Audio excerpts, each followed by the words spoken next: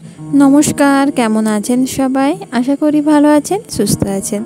पूर्व मेदिनीपुर जिलार छोट्ट एकटा ग्राम थेके आमी सोमा भिलेज लाइफस्टाइलेर आबारो एकटा नतुन ब्लगे आपनादेर सबाइके स्वागत। और आजके सकाल सकाल चान करे चले एसेछि এই যে পুজো দেব বলে, কারণ আজ বৃহস্পতিবার। আর বৃহস্পতিবার মানে একটু পুজোর ঝামেলা বেশি, কারণ বৃহস্পতিবার দিন এই যে ঠাকুর ঘরে পুরো আলপনা দিয়ে সুন্দর করে ঠাকুর ঘরটাকে সাজিয়ে গুছিয়ে পুজো দিতে হয়, তার জন্য একটু টাইম লাগে। তো তার জন্য আজকে একটু তাড়াতাড়ি চান করে চলে এসেছি। আর সংসারে সুখ আর সমৃদ্ধির জন্য এটুকু করতে কোনো মেয়েরই কষ্ট হয় না। আসলে বৃহস্পতি দিন পুজো করতে করতে আমার প্রায় 1 থেকে 1.5 ঘন্টা টাইম লেগে যায়। তারপর বাকি রান্নাবান্না কাজ তো থাকেই, তার জন্যই সকাল সকাল যদি চান করে আমি পুজোটা করে দিই তাহলে কিন্তু আমার অনেক তাড়াতাড়ি পুজোটা শেষ হয়ে যাবে। তো এই যে চান করে এসে আগে আলপনাটা দিয়ে দিলাম। তো প্রথমে চান করে আসে তারপর আলপনাটাই দিয়ে দিই প্রত্যেক দিন বলতে প্রত্যেক বৃহস্পতিবার। আর এই যে সিঁড়ির কাছে একটা আলপনা দিয়েছি, মানে সিঁড়িতে উঠতে, যেহেতু আমাদের ঠাকুরটা এখন ছাদে আছে। আর এই যে যেখানে ঠাকুরকে বসাবো আসন পেতে, তো সেখানে একটা আলপনা দিয়েছি। কেমন লাগছে আলপনাগুলো অবশ্যই কমেন্ট করে জানাবেন কিন্তু। তারপরে এই যে সমস্ত গুছিয়ে নিচ্ছি আর মাকে স্নানও করিয়ে দিয়েছি। তো প্রত্যেক বৃহস্পতিবার আমি কেমন করে পুজো করি সেটার ভিডিও আমি অলরেডি চ্যানেলে দিয়ে রেখেছি, যদি আপনাদের ইচ্ছে হয় তাহলে অবশ্যই দেখতে পারেন সেই ভিডিও। আর এমনিতেই রেগুলার যেমন পুজো হয় তার থেকে একটু আলাদাভাবেই বৃহস্পতিবার দিনে পুজোটা করি। আর বৃহস্পতিবার দিনে এই যে ঠাকুরের কাছে ভোগ বলতে এই চিড়ে, খই আর কলা আর মিষ্টি এটুকুই দিতে পারি, এর থেকে বেশি হয়তো দিতে পারি না, কারণ কিছু ভোগ রান্না করে দিতে গেলে সেটা সময় সাপেক্ষ। আর বাড়িতে যেহেতু আমি একাই সব কিছু সামলাই, তাই সেই জন্য সব কিছু সামলে ভোগ রেডি করাটা সম্ভব হয় না, তাই এটাই আমি প্রত্যেক বৃহস্পতিবার দিই। আর এদিকে দেখুন প্রদীপটাও জ্বালিয়ে দিয়েছি, ধূপ ধুনো সব ধরিয়ে দিয়েছি। আর তারপর পুজোটা করে দিলাম। এই যে ফুলটা দিয়ে একদম সুন্দর করে মাকে সাজিয়ে দিয়েছি। আর মাকে তো আমি স্নান করিয়ে সাজিয়ে গুজিয়েই বসিয়েছিলাম, তো সেটার আর ভিডিও দিইনি, তাহলে অনেকটা বড় ভিডিও হয়ে যাবে। আর এই ভিডিওটা আছে যেহেতু তার জন্য আর দিলাম না। তো মোটামুটি আমার পুজো হয়ে গেছে, এবার আরতিটা করে নিলাম, ধূপ ধুনো আর এই যে কর্পূরের আরতিটা আমি প্রত্যেক বৃহস্পতিবারে করি। আপনারাও চাইলে কিন্তু কর্পূরের আরতি করতে পারেন প্রত্যেক বৃহস্পতিবার, তাতে সংসারে সুখ এবং সমৃদ্ধি দুটোই বজায় থাকে, তার জন্যই কিন্তু এসব নিয়ম পালন করা। তো পুজোটা করে চলে এসেছি রান্না করব বলে। আর আজকে আমার এই নতুন রান্নাঘরে কিন্তু রান্না করব। নতুন রান্নাঘর বলতে রান্নাঘর যে হয়েছে সেখানে কিন্তু এখনও রান্না হয়েছিল না, যেহেতু এটা গত 2 সপ্তাহ আগের ভিডিও। তো সে তো মানে সেদিনই আমি প্রথম কিন্তু ওই পাশে রান্না করলাম। আসলে নতুন রান্নাঘর বলতে এটা কিন্তু আমাদের কাঠের উনুনের যে রান্নাঘরটা সেটাই। আর ভেতরে কিন্তু কিচেন, তো এমনি নন মডিউলার কিচেন করব গ্যাসটা রাখার জন্য, তো সেটা ভেতরে যে ঢালাই দেওয়া হয়েছে ওর ভেতরে হবে। তো ওটার কাজ এখন অনেকটা বাকি আছে, কারণ সব কাজ করতে গেলেই টাকা পয়সার ব্যাপার থাকে। মোটামুটি রেডি করে নেওয়া হয়েছে আর বাথরুমটা রেডি করে নেওয়া হয়েছে। তো বাথরুমে এখনও দরজা বসেনি, দেখেই বুঝতে পারছেন। তো ওই যে দরজাটা দেওয়া আছে জাস্ট ব্যবহার করার জন্য, এখনও দরজা বসেনি। তো দরজা যতদিন না বসছে ততদিন বাথরুমটা ঠিকঠাক মতো ব্যবহার করা যাচ্ছে না। তো দরজাটা বলেছে আর 2-1 দিনের মধ্যে বসিয়ে দিয়ে যাবে।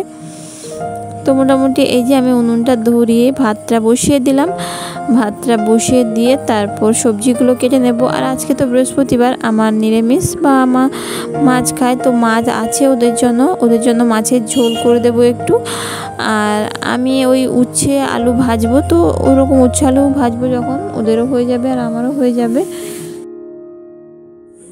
আর এই যে মোচার তরকারি করব, তো মোচাটা নিয়ে চলে এসেছি, ভাতটা বসিয়ে মোচাটা কেটে নেব। আর এই যে মোচাটা কাটবো বলে জলের মধ্যে হলুদ দিয়ে দিলাম। আর মোচাটা কীভাবে ছাড়ানো হয় সেটা কম বেশি সবাই জানেন, তো আমি একটু না অন্যরকমভাবে ছাড়াই।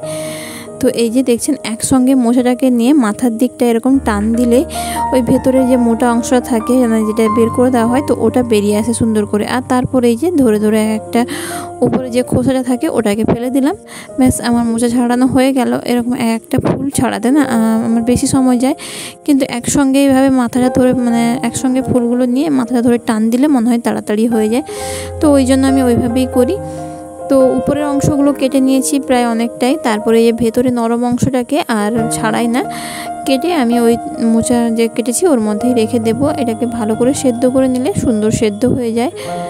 তো মোটামুটি আমার মোচা কাটা কমপ্লিট হয়ে গেছে। এবার ভাতটা হয়ে গেলে এবার মোচাটা সেদ্ধ বসাবো। তারপর উচ্ছে আলুটাও কেটে নিয়েছি। আর এই যে ভাতটা নামিয়ে তারপর কড়াইটা না ভেতরে নিয়ে চলে এসেছি, কারণ ওই জায়গায় যেখানে রান্না করছিলাম ওখানে না বড্ড রোদ লেগে গেছে।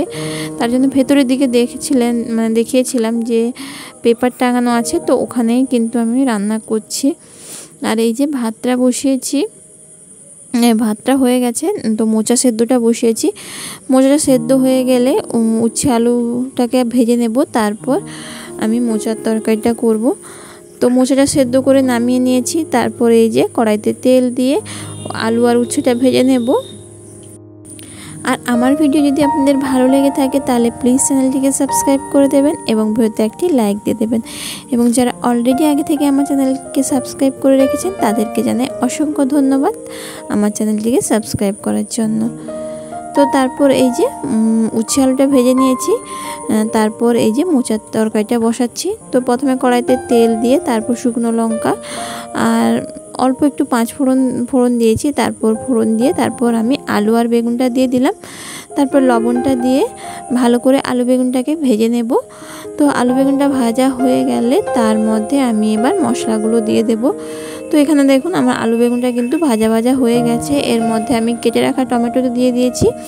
আর এটা নিরামিষই করব, কারণ আজকে আমি নিরামিষ খাবো, তো ওই জন্য নিরামিষই হবে। তো তার মধ্যে আমি লঙ্কার গুঁড়ো, হলুদ গুঁড়ো আর আদা জিরে বেটে রেখেছিলাম। এবার এটা দিয়ে এই মশলাটা দিয়ে ভালো করে কষিয়ে নেব। কষিয়ে নিয়ে তারপর মোচাটা দেব। আর এই যে মশলাটা দিয়ে দিলাম। এখানে ওই যে বললাম আদা আর জিরে বাটা আছে, তো এটাকে দিয়ে ভালো করে কষাতে হবে যতক্ষণ না আদার কাঁচা গন্ধটা চলে যায়।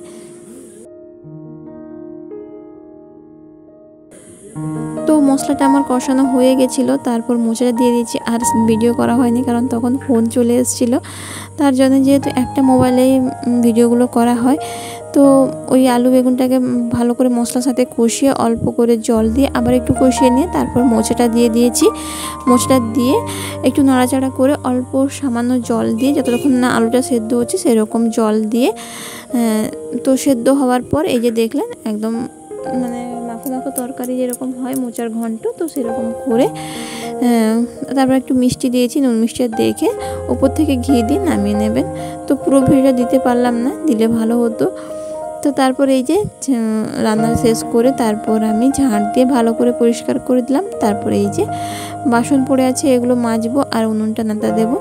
তো বাসন মেজে উনুন নেতা দিয়ে বা আমাকে খেতে দিয়ে আমিও খেতে বসে গেছি। এই যে মোচার তরকারি আর আলু উচ্ছে ভাজা, তার সাথে আম। তো আজকের ভিডিওটা এই পর্যন্ত।